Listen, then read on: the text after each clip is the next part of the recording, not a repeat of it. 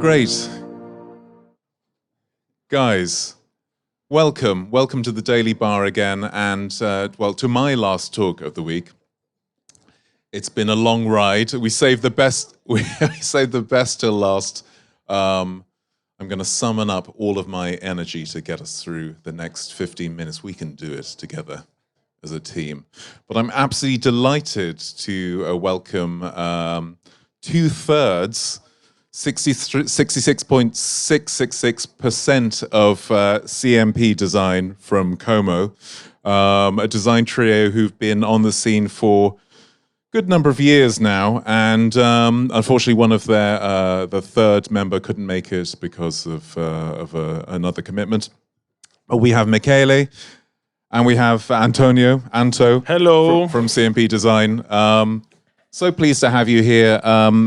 You are, if you guys don't know CMP, you are, describe yourself as industrial designers, product designers. I guess that's the right kind of fit for you. We are designers, I can say, and of course our core business is furniture design, and chairs, for example, is one of our most favorite item to design. Yeah, typology, but we also design faucets, sofas, and many other things. We also design graphics and a lot of stupid videos that you will see later on the screen. These were also designed by us, the videos. We are directors, we are screenplayers. Right, absolutely. And one of the first things you said to me, I remember a couple of years ago, I think it was you, Anto, which is that we are like movie directors. And what do you, in your approach, what does that mean? What do you mean by that? Yes, I like to compare the work of the designer with the movie director, because the movie director has to work with many people, with many different skills, many different jobs, and to put all these people together to realize an idea. So what is the motor to move all these people is the quality of the idea. So the designer has to, communicate this idea to the workers, to the company owners, to the, we have to create empathy. Yes, has to create something that move all these people to give their best to. We should inspire every person working on the project, because if you're inspired, you put your passion in the work, and everything usually goes better. Like my grandma cooking for me. He put passion. She put it passion, love. So when you put that, the results is always the best you can do. Yes. I mean, it's interesting. So we have on the one hand this the idea of the director who synthesizes this breadth of different talents. It's about people ultimately, and you mentioned your kind of grandmother. This idea of conviviality is very important, I think, in your design. So not only in the kind of the attitude you have to collaborative work, but also in the products that you design. You've talked in the past about focusing on products that bring people together. I mean, why is that important? The work of the designer is to produce new ideas. And you can imagine that if we have to produce more new ideas every year, there are many ideas that are garbage ideas. And if we produce a new design for a new chair, maybe the chair we designed 5 years ago is ready to be garbage. So it's very ugly to think that we make a job that is not sustainable. So I would say we are moved, as designers, we are moved by consumerism. We work because how to say, we can do this job because the world around us is moved by consumerism. But we hope, our hope is that with the project, with focusing on conviviality, we can change the direction, because we believe that the opposite of the consumerism is conviviality. Consumerism is something that make you feel, how to say, that you have to do something. I have to buy that. I have to buy these shoes. I have to do this. While on the other hand, conviviality is something in which you can come as you are. Please stay with us. We are at the same level on a chair. We can see each other. We can talk each other, and that's beautiful. It's quite the opposite of consumerism. Is conviviality for us. This is the reason why we focus mostly on this kind of items. So chairs for restaurants, bars, place in which you can stay, and you are quite the same of the other. There is no rich, no poor, you know? Right, absolutely. And I think there's some kind of potential there for you guys. This is an idea for you for free, to think about, in the context of consumerism, of conviviality as sharing, of the sharing, encouraging a sharing economy when it comes to products. So, you buy a chair, but maybe I have it for some time, and the idea of this kind of circulation of products. Yeah, wow, that's fantastic. But it's not, how to say, someone can say you are a dreamer, but you are not the only one, because many of us thought about this. This sharing is the future. Owning is something that is, how to say, will be uncool in 50 years, maybe. I don't know. Can you just name a couple of brands that you have collaborated with over a longer period of time? We're collaborating with Pedrali, for example, since 2012.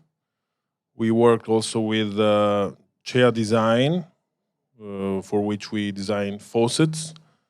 We work with Bianca. We work with Blåstation, Blast Station. We work with Arflex Japan, and now we also did the brand identity of a new company in Canada that it's called Atelier Keaton. So for which we design product and brand identity. Okay. Without kind of naming names, particular manufacturers, what is your experience of being treated by manufacturers? The fairness or the unfairness of that relationship? Do you feel that, when a question we had earlier in a previous talk was, what advice would you as designers give to manufacturers in how they should treat designers? Is there, have things changed over the last 10 years for you since you first started out? I think the relationship between designers and factory and producers should be a partnership relationship, I think, more than a service we do for them. Because, in fact, at the end, we share an idea, we share a concept, we create with our experience, with the fact we are freelancers, that we can do whatever we want during our day, our week, month, and year.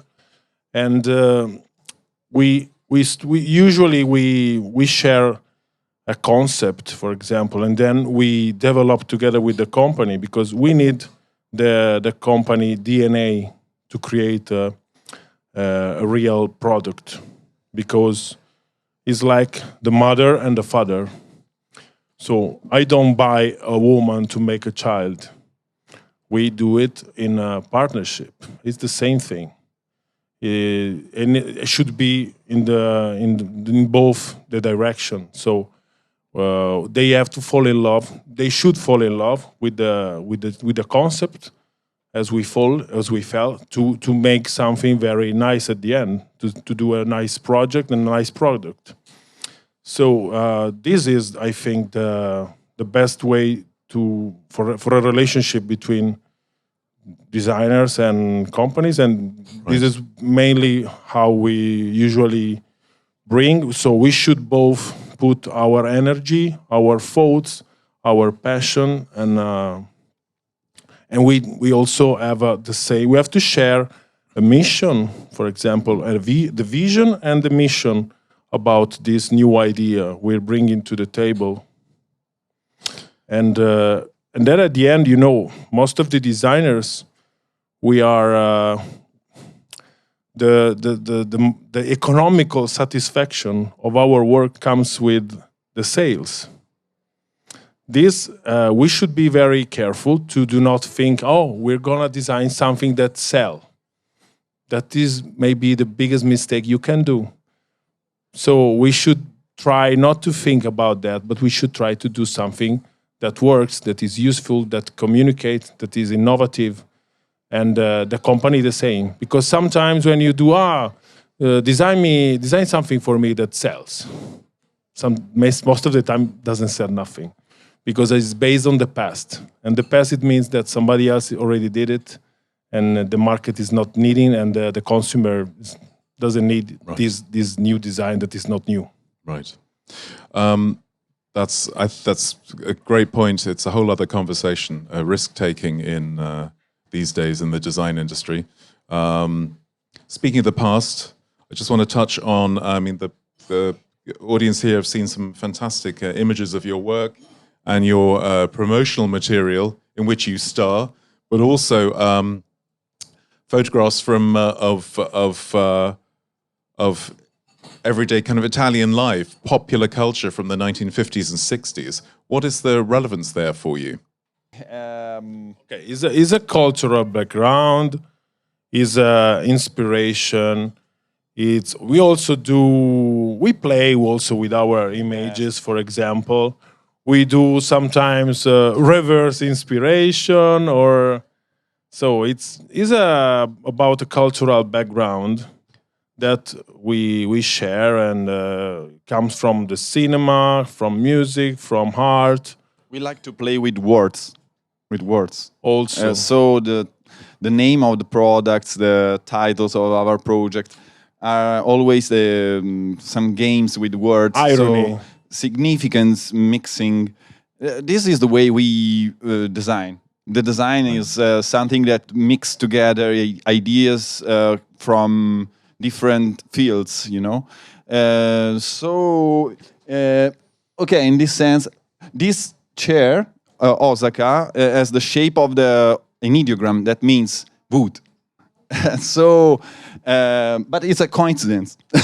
So, when we discovered this, we called the chair Osaka, and play with Japanese images or something like this. Well, this is very interesting. This goes to expression you just used a few seconds earlier, reverse inspiration. Because one of the key questions, and one of the most probably boring questions for a designer, is what is your inspiration?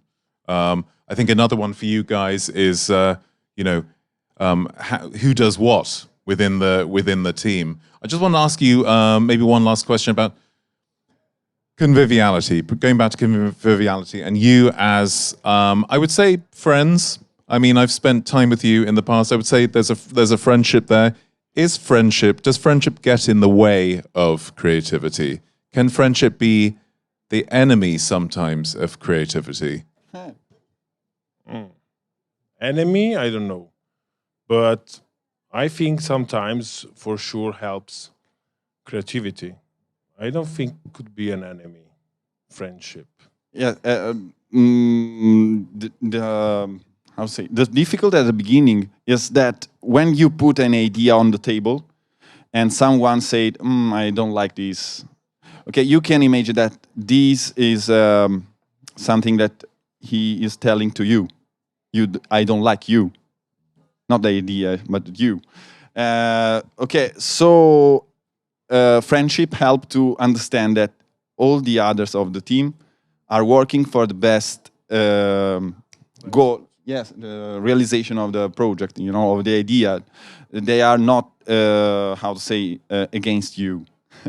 They are with you in the moment that they said. When you share an idea of a project, you're naked. Yes, exactly. I guess I was thinking along the lines of, are you able to be completely honest in your criticism of a design partner if you share a good friendship? We should be, but it's not so easy, and maybe Right. it's not happening all the time. Yes. Because as Antonio just said, somebody can be hurt, sensitiveness, because Sure. these very intimate ideas. That's me. So yeah, could be not only you, but yeah, it's we have to be careful. But Yeah. usually a project when comes out of our studio has had to pass at least 3 judgments. Filters. Right. Yes. Exactly. So 3 And or this is- 2, because the person who had the first idea, and then the other 2, they analyze the idea, and then when we go to the client, we are pretty sure of what we did, what we're presenting and sharing, and then then you have to find someone else that loves or likes or share this idea to go on. Yeah. Right. Yes. And so in theory, the what you present, your concepts should be fairly well honed and checked because of the you're a trio. Absolutely. I think as a creative person, it's very hard to, in spite of all this talk about collaboration, it's quite hard to take the ego out of the situation, because if you are genuinely a creative person, you identify so closely with your creative work that your emotions are always part of the equation. Guys, thanks very much. Over to our audience for maybe 1 question or 2 questions, if you have any. Don't be shy.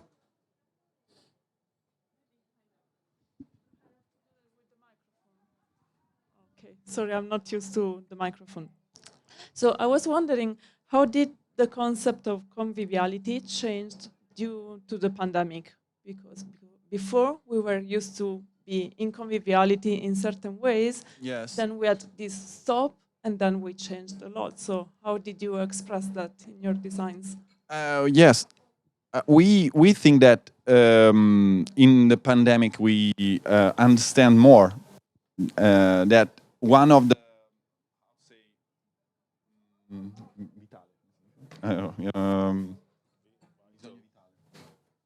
It's a need. it's a need. Human need. To Elementary share, human need stay is with to other humans. Yes. in place, to look each other. So we think that is confirm our theory or the importance of conviviality. And after the pandemic, we work a lot for outdoor furniture. Yeah. In fact, the last project we did, one was launched just after the pandemic, so we were already working on this project. And this year we presented 3 new items, 6 new items. 3 are about outdoor and conviviality. So yes, of course, these last 2 years, the outdoor conviviality is even more important, and this is projected on the furniture industry to produce more outdoor furniture for home and for public spaces, like we did. There is a boom in this type of furniture. If you go to the fair, Yeah. you'll see that this is expanding as an area exponentially. But very good question. Thanks so much, guys, for coming. Thanks to you. Michele and Thanks for inviting Antonio us. from CMP, and thanks to you for being a great audience. Thank you. Thank you.